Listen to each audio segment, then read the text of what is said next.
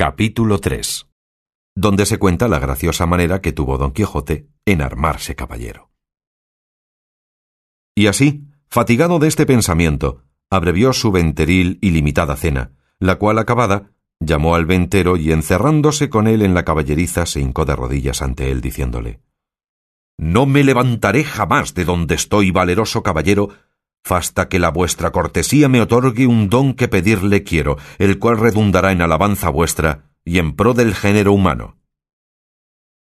El ventero, que vio a su huésped a sus pies y oyó semejantes razones, estaba confuso mirándole, sin saber qué hacerse ni decirle, y porfiaba con él que se levantase, y jamás quiso, hasta que le hubo de decir que él le otorgaba el don que le pedía.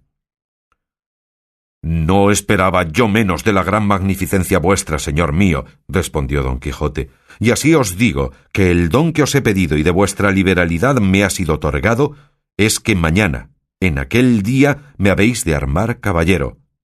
y esta noche en la capilla de este vuestro castillo velaré las armas, y mañana, como tengo dicho, se cumplirá lo que tanto deseo, para poder, como se debe ir por todas las 4 partes del mundo, buscando las aventuras, en pro de los menesterosos, como está a cargo de la caballería y de los caballeros andantes, como yo soy, cuyo deseo a semejantes fazañas es inclinado».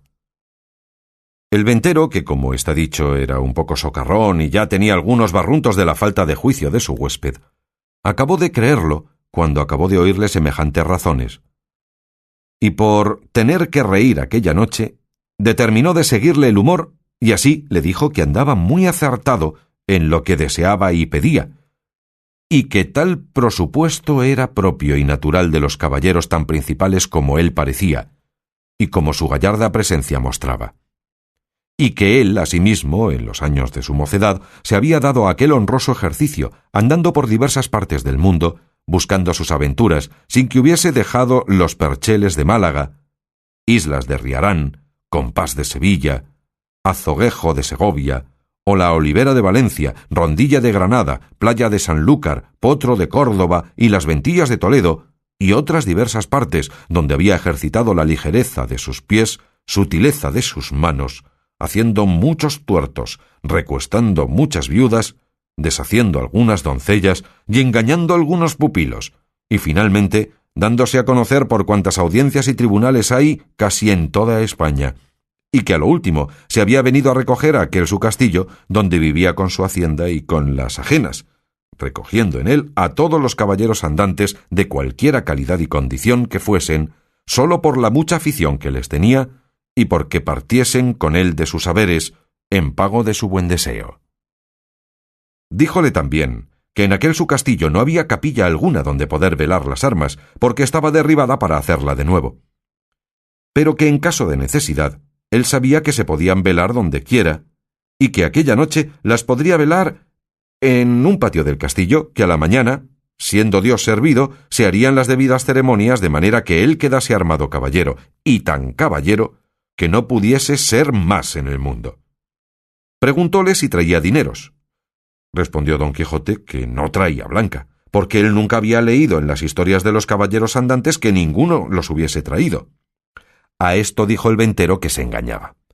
que puesto caso que en las historias no se escribía, por haberles parecido los autores de ellas que no era menester escribir una cosa tan clara y tan necesaria de traerse como eran dineros, y camisas limpias. No por eso se había de creer que no los trujeron, y así tuviese por cierto y averiguado que todos los caballeros andantes, de que tantos libros están llenos y atestados,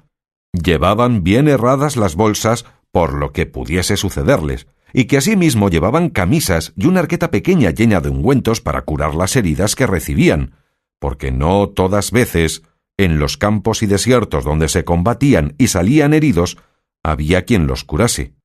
Si ya no era que tenían algún sabio encantador por amigo que luego los socorría trayendo por el aire en alguna nube alguna doncella o enano con alguna redoma de agua de tal virtud que en gustando alguna gota de ella luego al punto quedaban sanos de sus llagas y heridas como si mal alguno hubiesen tenido.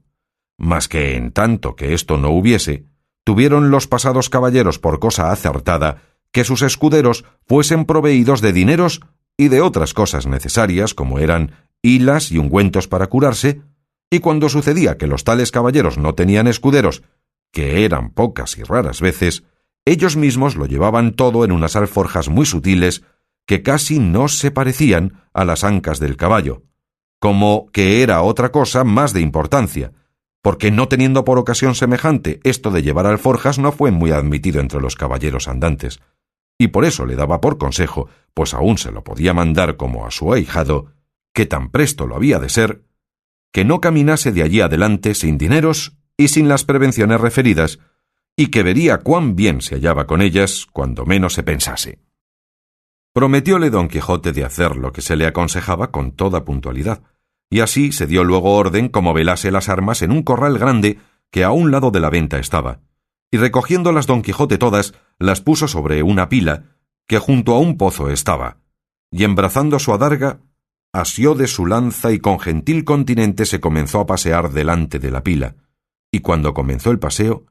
comenzaba a cerrar la noche. Contó el ventero a todos cuantos estaban en la venta la locura de su huésped, la vela de las armas y la armazón de caballería que esperaba. Admiráronse de tan extraño género de locura y fuéronselo a mirar desde lejos, y vieron que con sosegado ademán unas veces se paseaba, otras, arrimado a su lanza, ponía los ojos en las armas sin quitarlos por un buen espacio de ellas. Acabó de cerrar la noche, pero con tanta claridad de la luna que podía competir con el que se la prestaba, de manera que cuanto el novel caballero hacía era bien visto de todos. Antojósele en esto a uno de los arrieros que estaban en la venta ir a dar agua a su recua, y fue menester quitar las armas de Don Quijote que estaban sobre la pila, el cual, viéndole llegar, en voz alta le dijo: «Oh tú, quien quiera que seas, atrevido caballero, que llegas a tocar las armas del más valeroso andante que jamás se ciñó espada. Mira lo que haces y no las toques, si no quieres dejar la vida en pago de tu atrevimiento». No se curó el arriero de estas razones, y fuera mejor que se curara, porque fuera curarse en salud. Antes, trabando de las correas, las arrojó gran trecho de sí, lo cual, visto por Don Quijote, alzó los ojos al cielo y puesto el pensamiento, a lo que pareció, en su señora Dulcinea, dijo: «Acorredme, señora mía, en esta primera afrenta que a este vuestro avasallado pecho se le ofrece. No me desfallezca en este primero trance vuestro favor y amparo». Y diciendo estas y otras semejantes razones, soltando la adarga, alzó la lanza a 2 manos y dio con ella tan gran golpe al arriero en la cabeza que le derribó en el suelo tan maltrecho que si secundara con otro no tuviera necesidad de maestro que le curara. Hecho esto, recogió sus armas y tornó a pasearse con el mismo reposo que primero. Desde allí a poco, sin saberse lo que había pasado, porque aún estaba aturdido el arriero, llegó otro con la misma intención de dar agua a sus mulos, y llegando a quitar las armas para desembarazar la pila, sin hablar Don Quijote palabra y sin pedir favor a nadie, soltó otra vez la adarga y alzó otra vez la lanza, y sin hacerla pedazos, hizo más de 3 la cabeza del segundo arriero, porque se la abrió por 4. Al ruido acudió toda la gente de la venta, y entre ellos el ventero. Viendo esto Don Quijote embrazó su adarga y puesta mano a su espada dijo: «Oh señora de la fermosura, esfuerzo y vigor del debilitado corazón mío,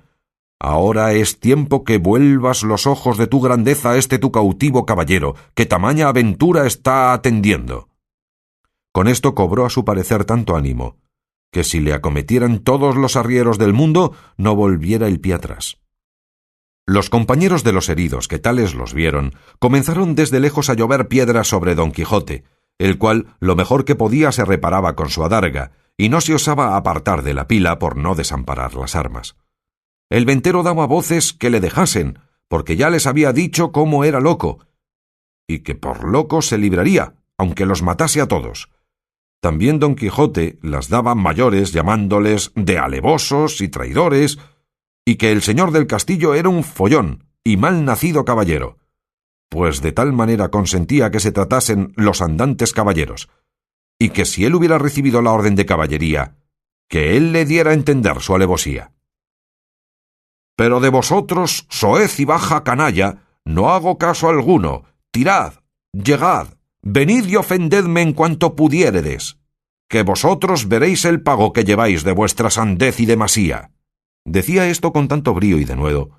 que infundió un terrible temor en los que le acometían, y así por esto como por las persuasiones del ventero, le dejaron de tirar. Y él dejó retirar a los heridos, y tornó a la vela de sus armas con la misma quietud y sosiego que primero. No le parecieron bien al ventero las burlas de su huésped, y determinó abreviar y darle la negra orden de caballería luego, antes que otra desgracia sucediese. Y así, llegándose a él, se disculpó de la insolencia que aquella gente baja con él había usado, sin que él supiese cosa alguna,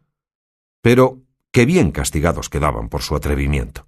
Díjole, como ya le había dicho, que en aquel castillo no había capilla, y para lo que restaba de hacer tampoco era necesaria, que todo el toque de quedar armado caballero consistía en la pescozada y el espaldarazo, según él tenía noticia del ceremonial de la orden, y que aquello en mitad de un campo se podía hacer, y que ya había cumplido con lo que tocaba al velar de las armas, que con solas 2 horas de vela se cumplía, cuanto más que él había estado más de 4. Todo se lo creyó don Quijote, que él estaba allí pronto para obedecerle, y que concluyese con la mayor brevedad que pudiese, porque, si fuese otra vez acometido y se viese armado caballero, no pensaba dejar persona viva en el castillo, excepto aquellas que él le mandase, a quien por su respeto dejaría. Advertido y medroso de esto el castellano, trujo luego un libro donde asentaba la paja y cebada que daban los arrieros, y con un cabo de vela que le traía un muchacho, y con las 2 ya dichas doncellas, se vino donde don Quijote estaba, al cual mandó hincar de rodillas, y leyendo en su manual, como que decía alguna devota oración, en mitad de la leyenda alzó la mano y dióle sobre el cuello un buen golpe, y tras él, con su misma espada, un gentil espaldarazo, siempre murmurando entre dientes como que rezaba. Hecho esto, mandó a una de aquellas damas que le ciñese la espada, la cual lo hizo con mucha desenvoltura y discreción, porque no fue menester poca para no reventar de risa a cada punto de las ceremonias, pero las proezas que ya habían visto del novel caballero les tenía la risa a raya. Al ceñirle la espada, dijo la buena señora: «Dios haga a vuestra merced muy venturoso caballero, y le dé ventura en lides». Don Quijote le preguntó cómo se llamaba, porque él supiese de allí en adelante a quién quedaba obligado por la merced recibida, porque pensaba darle alguna parte de la honra que alcanzase por el valor de su brazo. Ella respondió con mucha humildad que se llamaba La Tolosa, y que era hija de un remendón natural de Toledo, que vivía a las tendillas de Sancho Bienaya, y que dondequiera que ella estuviese le serviría y le tendría por señor. Don Quijote le replicó que por su amor le hiciese merced que de allí en adelante se pusiese don y se llamase Doña Tolosa. Ella se lo prometió, y la otra le calzó la espuela, con la cual le pasó casi el mismo coloquio que con la de la espada. Preguntóle su nombre y dijo que se llamaba La Molinera, y que era hija de un honrado molinero de Antequera, a la cual también rogó don Quijote que se pusiese don y se llamase Doña Molinera, ofreciéndole nuevos servicios y mercedes. Hechas, pues, de galope y aprisa las hasta allí nunca vistas ceremonias,